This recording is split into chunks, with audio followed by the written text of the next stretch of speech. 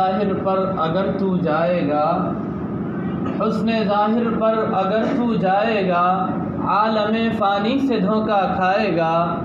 اور حسن ظاہر پر اگر تو جائے گا، عالم فانی سے دھوکہ کھائے گا، یہ منقش سانپ ہے ڈس جائے گا۔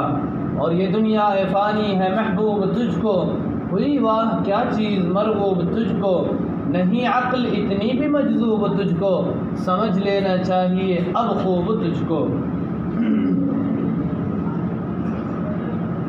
محترم بزرگوں اور دوستوں، رمضان المبارک کا مقدس مہینہ چل رہا ہے۔ یہ برکتوں والا اور رحمتوں والا مہینہ ہے۔ عموماً اور اکثر لوگ اسی مہینے کے اندر اپنے مالوں کی زکوٰۃ اپنے مالوں کے مطابق ادا کرتے ہیں۔ اس لیے آج میں نے مناسب سمجھا کہ آپ حضرات کے سامنے کچھ دیر زکوٰۃ کے فضائل، زکوٰۃ نہ دینے پر وعید، زکوٰۃ دینے کے مصارف یعنی زکوٰۃ کن کو دینی چاہیے، اور زکوٰۃ نہ دینے کے مصارف یعنی زکوٰۃ کن کو نہیں دینی چاہیے، اسی طرح زکوٰۃ کب واجب ہوتی ہے، کتنے مال پر واجب ہوتی ہے، یہ چند باتیں انشاءاللہ آپ تمام لوگوں کے سامنے عرض کروں گا۔ اللہ تعالیٰ سے دعا کریں کہ اللہ تعالیٰ ہماری زبان سے صحیح صحیح کلمات ادا کرا دے اور اس پر ہم کو بھی عمل کی توفیق نصیب فرما دے، اور آپ تمام لوگوں کو اس پر عمل پیرا ہونے کی توفیق پر عمل فرما دے۔ حاضرین محترم، ہم تمام لوگوں کے لیے اللہ تعالیٰ کا خاص بندہ بننے کے لیے دو باتیں ضروری ہیں۔ جتنی بھی امت مسلمہ ہے، پوری کائنات کے لیے اللہ کا خاص اور مقرب بندہ بننے کے لیے دو چیزیں ضروری ہیں۔ پہلی چیز ہے اللہ تعالیٰ کا قرب حاصل کرنا۔ اللہ تعالیٰ کا خاص بندہ بننے کے لیے پہلی چیز ہے اللہ تعالیٰ سے لگاؤ، اللہ تعالیٰ کی قربت حاصل کرنا، اور دوسری چیز ہے اللہ تعالیٰ کے مخصوص کمزور، مسکین، فقیر بندوں سے لگاؤ۔ اس کے ذریعے سے بھی اللہ تعالیٰ کے ہم خاص بندے بن جاتے ہیں۔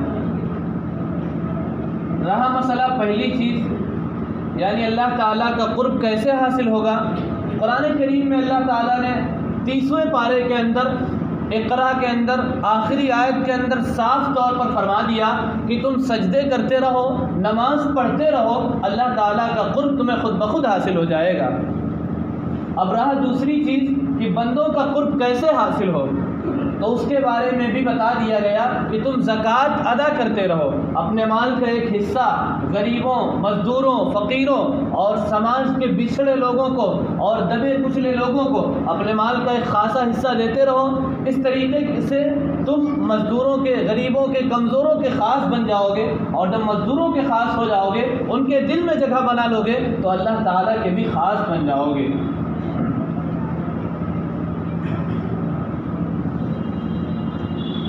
قرآن کریم میں بارہا اللہ تعالیٰ نے زکوٰۃ دینے پر تاکید فرمائی ہے، اور بار بار قریب 70 سے زیادہ مقامات پر نماز کے ساتھ ساتھ زکوٰۃ کا تذکرہ اللہ تعالیٰ نے قرآن میں فرمایا ہے۔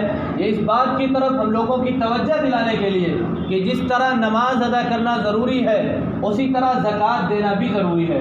جس طرح نماز پڑھنا اور نماز قائم کرنا واجب اور ضروری ہے، فرض ہے، اسی طرح زکوٰۃ دینا بھی فرض ہے۔ جس طرح نماز اسلام کے بنیادی ارکان میں سے ہے، اسی طرح زکوٰۃ بھی اسلام کے بنیادی ارکان میں سے ہے۔ جس طرح نماز چھوڑنے سے آدمی فاسق ہو جاتا ہے، اسی طرح زکوٰۃ نہ دینے سے آدمی فاسق اور گنہگار ہو جاتا ہے۔ جس طرح نماز کا انکار کر دینے سے آدمی کافر ہو جاتا ہے، اسی طرح زکوٰۃ کا انکار کر دینے سے بھی آدمی کافر ہو جاتا ہے۔ چنانچہ اسلامی تاریخ اس بات پر شاہد ہے کہ جب آپ صلی اللہ علیہ وسلم اس دنیا سے رحلت فرما گئے، آپ کا انتقال ہو گیا، آپ اس دنیا سے پردہ فرما گئے، حضرت ابو بکر رضی اللہ عنہ اس دنیا کے اور امت مسلمہ کے امیر المومنین بنائے گئے، پورے جتنے بھی عالم اسلام تھا اس کے صدر منتخب کیے گئے۔ کچھ زمانہ گزرا تھا، پوری دنیا پر مایوسی کا عالم تھا، ایک طرف حضور کا وصال ہو چکا تھا، دوسری طرف عیسائیوں کا ایک لشکر مدینہ پر حملہ کرنے کی پاداش میں تھا، حملہ کرنے کی کوششیں کر رہا تھا، دوسری طرف مدینہ کے اندر بھی کچھ منافق ابھرنے لگے تھے، اور تیسری طرف عرب کے بعض قبائل نے زکوٰۃ کا انکار کر دیا، صاف طور پر کہہ دیا کہ ہم نماز بھی پڑھیں گے اور دین کے دوسرے کام بھی کریں گے، لیکن زکوٰۃ ہم نہیں دے سکتے، ہم زکوٰۃ نہیں دیتے اور زکوٰۃ کو نہیں مانیں گے۔ صاف طور پر عرب کے بعض قبائل نے زکوٰۃ کا انکار کر دیا۔ حضرت ابو بکر صدیق رضی اللہ عنہ نے اعلان کر دیا کہ جتنے بھی لوگ زکوٰۃ کا انکار کریں گے وہ کافر ہو گئے، اور جو مسلمان کافر ہوتا ہے وہ مرتد کہلاتا ہے، اور مرتد کی سزا ہے قتل کر دینا، لہذا ان کے خلاف میں جہاد کروں گا اور ان کو قتل کروں گا۔ صحابہ کرام رضوان اللہ تعالیٰ علیہم اجمعین کی ایک بڑی جماعت حاضر ہوئی، حضرت عمر رضی اللہ عنہ بھی اس کے اندر حاضر تھے، تمام صحابہ کرام حضرت ابو بکر کے سامنے دست بدعا ہوئے۔ حضرت عمر رضی اللہ عنہ نے کہا، یا امیر المومنین، حالات ناسازگار ہیں، حالات ہمارا ساتھ نہیں دے رہے، اولاً تو حضور کا انتقال ہو چکا، لوگوں کے دلوں پر مایوسی چھائی ہوئی ہے، دوسری طرف عیسائی لوگ مدینہ پر حملہ کرنے کی کوششیں اور پلاننگ کر رہے ہیں، تیسری طرف مدینہ کے اندر بھی کچھ منافق ابھر گئے ہیں، لہذا ایسے حالات کے اندر میں مناسب نہیں سمجھتا کہ عرب کے قبائل سے میں جہاد کروں، کیونکہ اگر ان سے جہاد کیا جائے گا، خدا نخواستہ عیسائیوں نے ایک طرف سے حملہ کر دیا تو مدینہ کے بال بچے، مدینہ کی عورتیں کاٹ مار دیے جائیں گے، مدینہ کے اندر خون خرابہ ہو جائے گا، اور خدا نخواستہ اسلام کا نام و نشان اس دنیا سے مٹ جائے گا۔ حضرت ابو بکر صدیق رضی اللہ عنہ نے اس وقت ایک جملہ کہا تھا جو سونے کے پانی سے لکھے جانے کے قابل ہے۔ حضرت عمر کی بات سنی، تمام صحابہ کی بات سنی، اس کے بعد حضرت ابو بکر نے فرمایا، اَيُنْقَصُ الدِّينُ وَأَنَا حَيٌّ، کیا میں زندہ رہوں، میرے اندر جان باقی رہے اور دین کے اندر کمی پیدا کر دی جائے، میں اس بات کو دیکھتا رہوں اور گوارا کرتا رہوں؟ ایسا ہرگز نہیں ہو سکتا کہ میں زندہ رہوں اور دین کے اندر کمی کر دی جائے۔ اللہ نے جو دین نازل کیا ہے، رسول اللہ نے جو دین ہمیں سکھلایا ہے، میں اس کے اندر رتی برابر بھی کمی برداشت نہیں کر سکتا۔ لہذا جو عرب کے قبائل حضور کے زمانے میں زکوٰۃ ادا کر رہے تھے، جس طرح زکوٰۃ دے رہے تھے اسی طرح زکوٰۃ دیتے رہیں، اگر انہوں نے ایک بھی جانور چھوڑ دیا، زکوٰۃ کے اندر نہیں دیا، حتیٰ کہ اگر جانور کے باندھی جانے والی ایک رسی، جس کو ہم لوگ ایک بدی بولتے ہیں، حضرت ابو بکر نے فرمایا اگر یہ عرب کے بعض قبائل جانوروں کو باندھی جانے والی ایک رسی بھی زکوٰۃ سے روک لیں گے اور اس کا بھی انکار کریں گے، پھر بھی میں ان کے خلاف جہاد کروں گا اور ان کے خلاف قتال کروں گا۔ چنانچہ تمام صحابہ کرام رضوان اللہ تعالیٰ علیہم اجمعین جب حضرت ابو بکر رضی اللہ عنہ کا یہ جوش، یہ جذبہ، یہ ولولہ دیکھا تو تمام صحابہ جوش اور جذبے میں آ گئے اور حضرت ابو بکر رضی اللہ عنہ کی رائے سے متفق ہو گئے اور ان کے خلاف جہاد کا عہد کر لیا۔ ان کے خلاف جو مسلمان تھے، نمازیں بھی پڑھتے تھے، دین کے دیگر احکام پر عمل بھی کرتے تھے، لیکن ان لوگوں نے زکوٰۃ کا انکار کر دیا تھا، اس لیے حضرت ابو بکر صدیق رضی اللہ عنہ نے ان کے خلاف جہاد کا اعلان کر دیا۔ معلوم یہ ہوا کہ جس طرح نماز ضروری ہے، جس طرح نماز چھوڑنے سے اور نماز کے چھوڑنے سے آدمی فاسق اور نماز کا انکار کرنے سے آدمی کافر اور مرتد ہو جاتا ہے، اسی طرح زکوٰۃ کا انکار کرنے سے آدمی مرتد اور کافر ہو جاتا ہے۔ نعوذ باللہ، یہ ہمارے معاشرے کی خرابی ہے۔ آج ایک بہت بڑا طبقہ جو دین سے دور ہے، کمیونسٹ ٹائپ کا اور لبرل ٹائپ کا، لبرلزم جس کو کہا جاتا ہے، آزاد خیال ٹائپ کا، وہ زکوٰۃ کو ٹیکس کے ذریعے سے، ٹیکس کی طرح ٹیکس کو اور زکوٰۃ کو برابر سمجھتا ہے۔ بعض لوگ اپنی زبان سے کہہ دیتے ہیں کہ میں زکوٰۃ وکوٰۃ کو نہیں مانتا، یہ تو حکومت کے ٹیکس کی طرح ایک ٹیکس ہے۔ اس طرح کی زبان سے الفاظ نکالنا یہ ہمیں کفر کے درجے تک پہنچا دیتے ہیں۔ قرآن میں اللہ تعالیٰ نے فرمایا، ان الذین لا یؤمنون بالغیب ویقیمون الصلاۃ، بے شک اللہ تعالیٰ کا اقرار کرنے والے اور دین پر سچے طور پر جمنے والے وہی لوگ ہیں جو غیب کی باتوں پر یقین رکھتے ہیں، نماز قائم کرتے ہیں اور اللہ تعالیٰ نے جو مال دیا ہے اس میں سے زکوٰۃ نکالتے ہیں، اس میں سے خرچ کرتے ہیں۔ ایک موقع پر اللہ تعالیٰ نے قرآن میں فرمایا وَأَقْرَضُوا اللَّهَ قَرْضًا حَسَنًا، اے میرے بندوں اللہ تعالیٰ کو قرض حسنہ دو۔ سوچنے والی بات ہے، غور کرنے والی بات ہے۔ اللہ تعالیٰ کہہ رہے ہیں کہ مجھے قرض دو، حالانکہ اللہ تعالیٰ زمین، آسمان، چاند، سورج، ستارے، تمام چیزوں کے مالک، تمام چیزوں کو پیدا کرنے والے ہیں۔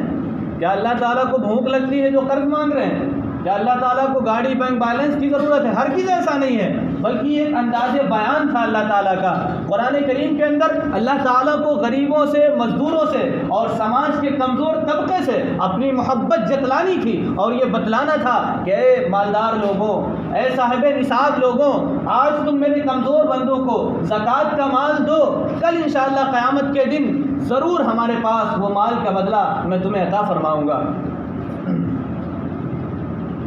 اسی طرح اور بھی بہت سے مقامات پر اللہ تعالیٰ نے زکوٰۃ دینے والے کی فضیلت بیان فرمائی۔ ایک موقع پر اللہ تعالیٰ نے ایک جگہ فرمایا فَأَمَّا مَنْ أَعْطَى وَاتَّقَى وَصَدَّقَ بِالْحُسْنَى فَسَنُيَسِّرُهُ لِلْيُسْرَى، جو شخص اللہ تعالیٰ کے لیے زکوٰۃ دے گا اور سچے دل سے اچھے انجام پر یقین رکھے گا، فَسَنُيَسِّرُهُ لِلْيُسْرَى، تو ہم اس کے لیے آسانی کے راستے میسر فرما دیں گے۔ چنانچہ بعض لوگ جن کو دلوں میں یہ خیال رہتا ہے کہ میں زکوٰۃ دوں گا تو میرے فلاں پریشانی ہو جائے گی، مال کے اندر کمی ہو جائے گی، حالانکہ ایسا نہیں ہے۔ اگر ہم زکوٰۃ دیں گے اور ہمارا یقین کامل ہے تو ضرور اللہ تعالیٰ ہمارے کام کے اندر پیسے کی کمی نہیں فرمائیں گے، بلکہ مزید ہمارا کاروبار، رزق، ہمارا تجارت بڑھ جائے گی۔ جس طرح قرآن کریم کے اندر اللہ تعالیٰ نے زکوٰۃ کی فضیلت بیان فرمائی ہے، اسی طرح اس کی وعیدیں بھی بیان فرمائی ہیں۔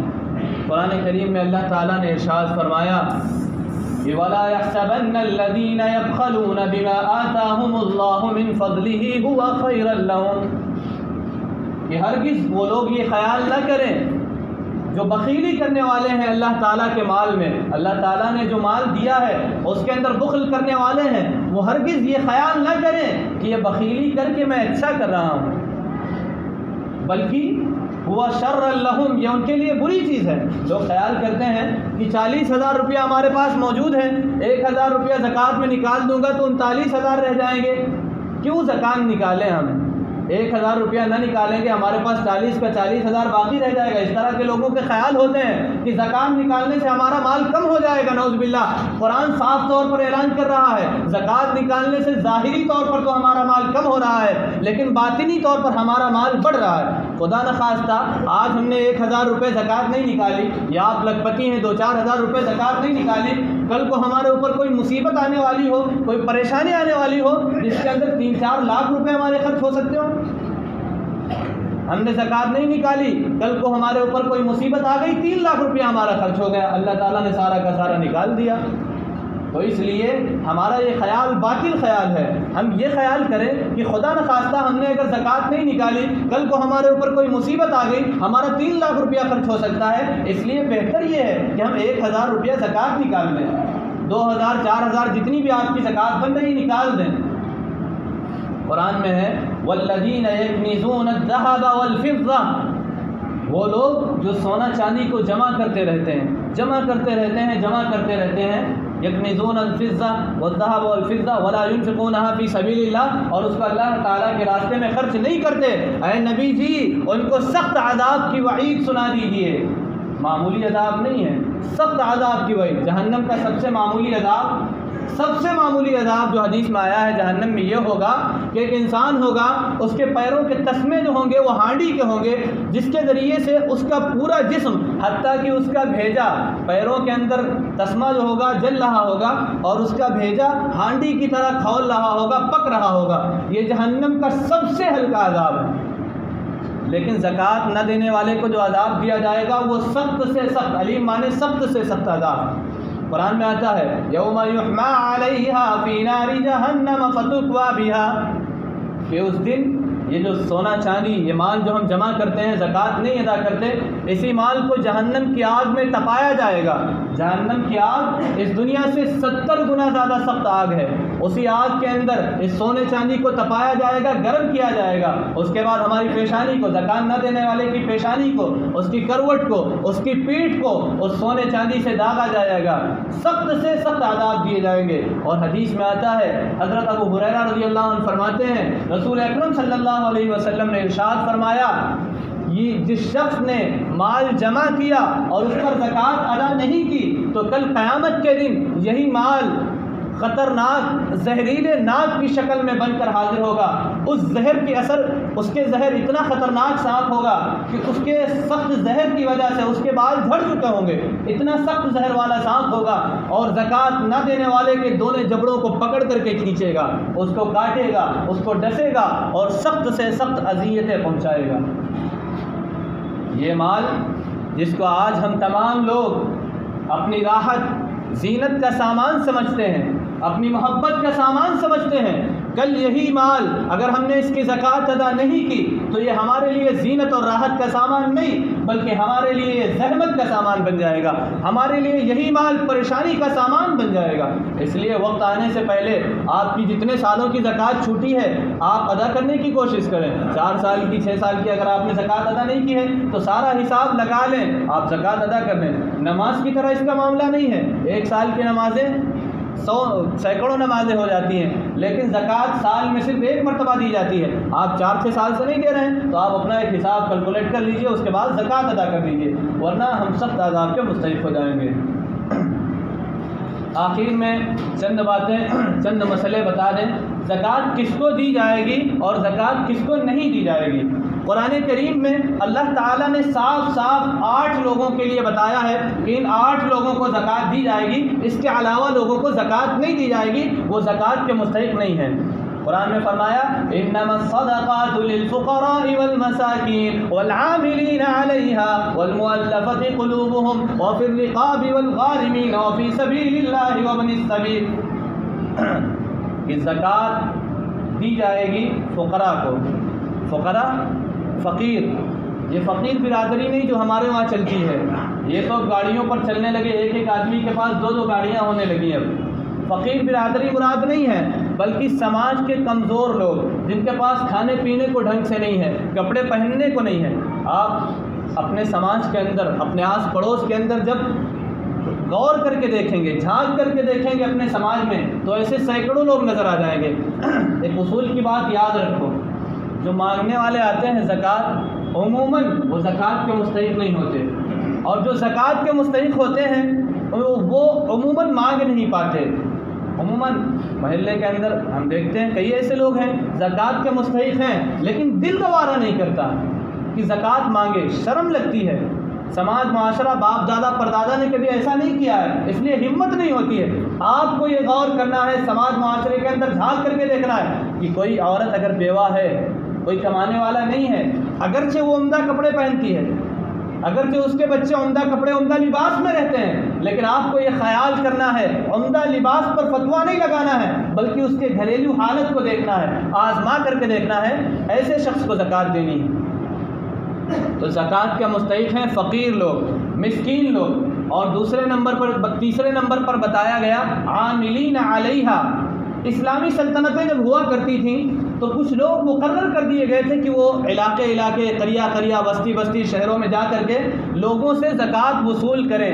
یہ جو زکوٰۃ وصول کرنے والے لوگ ہوتے تھے ان کو بھی زکوٰۃ دی جا سکتی تھی, لیکن چونکہ نہ یہ ہندوستان عالم اسلام ہے اور نہ یہاں اسلامی حکومت ہے اور نہ سرکار کی طرف سے اس طرح کے لوگ متعین کیے گئے ہیں کہ وہ جا کر کے علاقے کے اندر, بستیوں کے اندر زکوٰۃ وصول کریں, لہذا یہ مصرف ہمارے ہندوستان میں نہیں پایا جاتا. ایسا کوئی مسئلہ نہیں ہے. والمؤلفۃ قلوبہم. چوتھے نمبر پر آتے ہیں تالیف قلب کے لیے, غیر مسلموں کے دلوں کو اسلام کی طرف مائل اور متوجہ کرنے کے لیے, یا مسلمان جو کمزور طبقے کے لوگ ہیں, اسلام سے پھرنے کا خدشہ اور اندیشہ ہے غریبی کی بنا پر یا کسی اور بنا پر, ان کو بھی زکوٰۃ دی جا سکتی ہے لوگوں کے دلوں کو اسلام کی طرف مائل اور متوجہ کرنے کے لیے.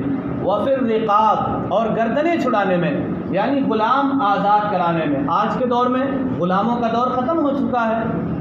ہمارے وہاں غلاموں کا دور، بلکہ پوری دنیا میں اب غلاموں کا دور ختم ہو چکا ہے، لہذا ایک صورت اس کی یہ نکالی جا سکتی ہے کہ جیل کی سلاخوں کے اندر جو کمزور لوگ، غریب طبقہ جیلوں کے اندر بند ہے، اس کے اوپر یہ پیسے خرچ کیے جا سکتے ہیں زکوٰۃ کے۔ والغارمین، غارمین یعنی تاوان کے طور پر بھی زکوٰۃ دی جا سکتی ہے۔ ایک شخص پر سرکار نے، حکومت نے یا پرشاسن نے جرمانہ عائد کر دیا 40,000 کا، 50,000 کا، جتنے کا بھی، ایسے، اور اس کے پاس اتنا پیسہ ہے بھی نہیں، تو ایسے شخص کو بھی زکوٰۃ کا پیسہ دیا جا سکتا ہے۔ وفی سبیل اللہ، اور اللہ کے راستے میں بھی زکوٰۃ کا پیسہ دیا جا سکتا ہے۔ اللہ کے راستے تو بہت سے راستے ہیں، لیکن مفسرین نے جو اس کی واضح تفسیر اور تمام مفسرین نے متفقہ تفسیر فرمائی ہے وہ ہے جہاد کے راستے میں بھی زکوٰۃ دی جا سکتی ہے۔ لیکن چونکہ ہمارے ہندوستان کے اندر نہ ہی جہاد کے اسباب موجود ہیں اور نہ ہی ایسی کوئی تنظیم ہے، لہذا یہ بھی مصرف موجود نہیں ہے۔ ہمیں دیکھنا چاہیے اگر کوئی حقیقی طور پر اللہ کے کام کر رہی ہے، اللہ کے دین پر کوئی جماعت چل رہی ہے، اس کو بھی زکوٰۃ کے پیسے دیے جا سکتے ہیں۔ جیسے کوئی ویلفیئر ہوتے ہیں یا تنظیمیں ہوتی ہیں جو اللہ کے کام کے لیے اپنے آپ کو وقف کر رکھا ہے، ان لوگوں کو بھی زکوٰۃ کے پیسے دیے جا سکتے ہیں۔ اور اخیر میں آتا ہے وابن السبیل، زکوٰۃ کا جو 8واں مصرف ہے وہ ہے مسافر بندہ۔ ایک شخص مثال کے طور پر تمل ناڈو سے چلتا ہے، کروڑ پتی آدمی ہے، لکھپتی آدمی ہے، لیکن آتے آتے لکھنؤ پہنچا، لکھنؤ میں جیب کتروں نے اس کی جیب کاٹ لی۔ اب اس کے پاس نہ کھانے کا پیسہ بچا اور نہ دلی جا رہا تھا مثال کے طور پر، اب آگے جانے کا بھی پیسہ نہیں بچا ہے، بالکل کلاش ہو گیا، محتاج ہو گیا۔ اگرچہ وہ اپنے گھر کے اندر کروڑ پتی تھا، لیکن لکھنؤ آ کر کے جب اس کی جیب کٹ گئی، سارا مال چھن گیا، اب وہ کلاش ہو گیا، روپیوں کا محتاج ہو گیا۔ ایسے شخص کو بھی زکوٰۃ دی جا سکتی ہے۔ یہ 8 مصرف ہیں زکوٰۃ کے۔ اس کے علاوہ مدارس کے اندر جو زکوٰۃ دی جاتی ہے، ان مدرسوں کے اندر صرف زکوٰۃ دی جا سکتی ہے جن مدرسوں کے اندر دارالاقامہ کے بچے موجود ہیں، اور وہ ایسے بچے ہیں جو گھروں سے کمزور ہیں۔ گھر کے اندر باپ کروڑ پتی ہے، یا بچہ جو پڑھنے آیا خود وہ پراپرٹی کا مالک ہے، اتنا روپیہ اس کے پاس موجود ہے، لیکن دارالاقامہ کا کھا رہا، مدرسے کا کھا رہا ہے، ایسے بچے اگر مدرسوں کے اندر موجود ہیں تو ان مدرسوں کو بھی زکوٰۃ نہیں دی جائے گی۔ لہذا یہاں سے ایک مسئلہ بالکل واضح ہو گیا، بالکل صاف طور پر، کہ وہ مدرسے جہاں پر دارالاقامہ ہے ہی نہیں سرے سے، دارالاقامہ یعنی باہری بچے کو پڑھنے کا کوئی انتظام ہی نہیں، کھانے پینے کا کوئی نظام ہی نہیں ہے، ایسے مدرسوں کے اندر زکوٰۃ بالکل نہیں دی جا سکتی ہے۔ اگر آپ زکوٰۃ دے رہے ہیں تو اپنی زکوٰۃ ضائع کر رہے ہیں، اپنا پیسہ ضائع کر رہے ہیں، آپ کی زکوٰۃ ادا نہیں ہوگی، کل قیامت کے دن آپ مجرم ٹھہرائیں گے۔ مثال کے طور پر ہمارا ہی مدرسہ ہو گیا، یا اور کوئی مدرسہ لے لو، بہت سے ایسے مدرسے ہیں اپنے علاقے میں بھی، بستی میں بھی، ہر جگہ پر موجود ہیں جن مدرسوں کے اندر دارالاقامہ نہیں ہے۔ اگر آپ سے کوئی ایسا شخص زکوٰۃ مانگنے آتا ہے تو آپ سرے سے اس کو انکار کر دیجئے، 2-4 جوتے رسید کر سکتے ہیں تو وہ بھی رسید کر دیجئے، وہ امت کا اور قوم کا پیسہ برباد کرنا چاہ رہا ہے۔ ایک مسئلے کی بات آ گئی، آج کچھ وقت زیادہ ہو رہا ہے، زکوٰۃ کے کچھ مسئلے ہیں، سن لیں، 2 منٹ لگے گا، کہ اپنے گھروں کے اندر زکوٰۃ دی جا سکتی ہے کہ نہیں۔ چھوٹا سا مسئلہ ہے کہ آپ کا بھائی پریشان ہے، غریب ہے، ہوتا ہے، آپ کا بچہ پریشان ہے، کمزور ہے، پیسے نہیں ہیں، کھانے پینے کا اچھی طرح سے نہیں ہے، کن کو زکوٰۃ دی جا سکتی ہے، کن کو نہیں دی جا سکتی ہے۔ سب سے پہلے اصولی بات سن لیجئے، اپنے گھر کے اندر اپنے باپ دادا پردادا، جن کو اصول کہا جاتا ہے، اپنے باپ دادا پردادا، ان کو زکوٰۃ نہیں دی جا سکتی۔ اسی طرح نیچے چلے جائیے، جسٹ نیچے، لڑکا، پوتا، پڑپوتا، لڑکی، نواسی، اسی طرح ناتی نواسی جو ہیں، ان کو زکوٰۃ نہیں دی جا سکتی۔ اوپر جتنے بھی چلے جائیے اور نیچے چلے جائیے، ان کو زکوٰۃ نہیں دی جا سکتی۔ اس کے علاوہ گھر کے اندر جتنے میاں بیوی بھی ایک دوسرے کو زکوٰۃ نہیں دے سکتے۔ اس کے علاوہ جتنے بھی لوگ ہیں، آپ کا بھائی کمزور ہے، اس کو آپ زکوٰۃ دے سکتے ہیں، آپ کے چچا مزدور ہیں، مسکین ہیں، فقیر ہیں، ان کو بھی آپ زکوٰۃ دے سکتے ہیں، آپ کا بھتیجا پریشان ہے، اس کو بھی زکوٰۃ دے سکتے ہیں۔ نہ اوپر دے سکتے ہیں نہ نیچے دے سکتے ہیں، ہاں سائڈ والوں کو زکوٰۃ دی جا سکتی ہے۔ ایک آخر میں ایک بات سن لیں، زکوٰۃ کس پر واجب ہے اور کس پر واجب نہیں ہے۔ زکوٰۃ کا جو نصاب ہے وہ ہے 7.5 تولہ سونا۔ ہم لوگ سنتے رہتے ہیں 7.5 تولہ سونا، لیکن کتنے گرام ہے؟ گرام کے اعتبار سے ہے 87 گرام اور 489 ملی گرام۔ 7.5 تولہ سونا بیٹھتا ہے 87 گرام 479 ملی گرام، 87 گرام 479 ملی گرام سونا اگر آپ کے پاس موجود ہے تو آپ پر زکوٰۃ واجب ہے۔ اسی طرح چاندی کے بارے میں ہے 52.5 تولہ چاندی، چاندی بیٹھتی ہے جا کر کے 612 گرام اور 35 ملی گرام، 612 گرام 35 ملی گرام، جس کی قیمت آج کے دور میں آج جو مارکیٹ کے اندر چاندی کا بھاؤ چل رہا ہے 70 قریب مان کے چلیے، کسی دن 69 ہو جاتا ہے، 68 بھی ہو جاتا ہے، تو 70 مان کے چلیے 70,000 کے اعتبار سے آپ کی چاندی بیٹھے گی جا کر کے 43,000 روپے کی چاندی کے اگر آپ مالک ہیں، یا آپ کے پاس اگر اتنی چاندی نہیں ہے لیکن آپ کے پاس اتنا نقد پیسہ موجود ہے، 43,000 روپیہ آپ کے پاس موجود ہے، یا سونا چاندی اور نقد تینوں کو ملا دیا جائے تو 43,000 کے قریب پہنچ جائے تو آپ پر زکوٰۃ واجب ہو جائے گی۔ یاد رہے کہ وہ مال جو گھر کی ضرورت کے لیے ہوتا ہے، بنیادی ضرورتیں، جیسے مثال کے طور پر آپ کے کھانے کا خرچہ ہے، آپ کے کپڑے پہننے کا خرچہ ہے، ان مال کے اندر زکوٰۃ واجب نہیں ہوتی۔ ایک شخص ہے جس کے پاس 45,000 روپیہ ہے لیکن اس کا گھر خاندان اتنا بڑا ہے کہ 2 ٹائم 4 ٹائم یا 1 مہینے کا کھانا پکتے پکتے وہ روپیہ ختم ہو جائے گا، یا اسی طرح سب کے اگر کپڑے بنوا دیے جائیں، عید کے اندر ضرورت ہوتی ہے تو وہ پیسہ ختم ہو جائے گا، یا 10-20 ہزار اس میں سے کم ہو جائے گا، تو ایسے شخص پر بھی زکوٰۃ واجب نہیں ہے۔ اسی طرح اپنے رہائش کا گھر جس میں ہم رہ رہے ہیں، اگرچہ وہ کتنا ہی بڑا کیوں نہ ہو، آپ کے فلیٹ 10 فلیٹ پڑے ہوئے ہیں لیکن آپ کا ارادہ یہ ہے کہ ہم ان 10 کے اندر رہیں گے، یا ہمارے جو لڑکے ہوں گے ان گھروں کے اندر رہیں گے، آپ کی رہنے کی امید ہے، ارادہ ہے، اس گھر کے اندر بھی زکوٰۃ واجب نہیں ہے۔ اس کے برخلاف یعنی اس کے الٹے، اگر آپ کا ایک گھر ہے اور ایک دوسرا گھر ہے جس کو آپ نے صرف تجارت کی نیت سے خریدا ہے یا اس لیے خریدا ہے کہ آپ اس کو کرائے پر اٹھا دیں گے، ایسے گھر کے اندر زکوٰۃ واجب ہے۔ آپ کا ذاتی گھر ہے، رہنے کے لیے لیا، زکوٰۃ واجب نہیں ہے۔ آپ نے کرائے کے طور پر خریدا ہے کہ کرایہ اٹھائیں گے، اس سے تجارت کریں گے، اس پر زکوٰۃ واجب ہے۔ اسی طرح آپ کی گاڑی اگر آپ کے اپنے بیٹھنے کے لیے لی ہے، 4 ویلر کوئی بھی گاڑی ہو، اس پر زکوٰۃ واجب نہیں ہے، لیکن بعض لوگ اپنا رکشہ خرید کر کے چلواتے ہیں کرائے پر، یا کوئی بھی گاڑی، اس پر زکوٰۃ واجب ہے۔ اپنا سامان ہے تو اس پر زکوٰۃ واجب نہیں ہے، تجارت کی نیت ہے تو اس پر زکوٰۃ واجب ہے۔ آپ کاروباری ہیں، تجارت کا کام کرتے ہیں، آپ کی دکان کے اندر اگر اتنا سامان ہے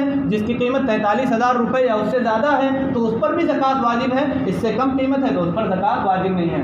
آپ حج کرنے کا ارادہ رکھتے ہیں، آپ نے اپنا پیسہ جمع کر لیا 3 لاکھ روپیہ، جب تک وہ حج کے مصرف میں خرچ نہ ہو جائے، جب تک حج کے مصرف میں خرچ نہ ہو جائے تب تک اس کی زکوٰۃ دینی واجب ہے۔ جب وہ حج کے مصرف میں لگ جائے گا تب آپ کو زکوٰۃ نہیں دینی پڑے گی۔ یہ زکوٰۃ کے چند مسئلے تھے، ہم نے پورے مسئلے نہیں بیان فرمائے اور ہمارے ذہن میں بھی نہیں رہے۔ آپ حضرات الگ سے بھی ہم سے اگر آپ کے ذہن میں زکوٰۃ کے کچھ مسئلے آئیں پوچھ سکتے ہیں۔ وما علینا الا البلاغ۔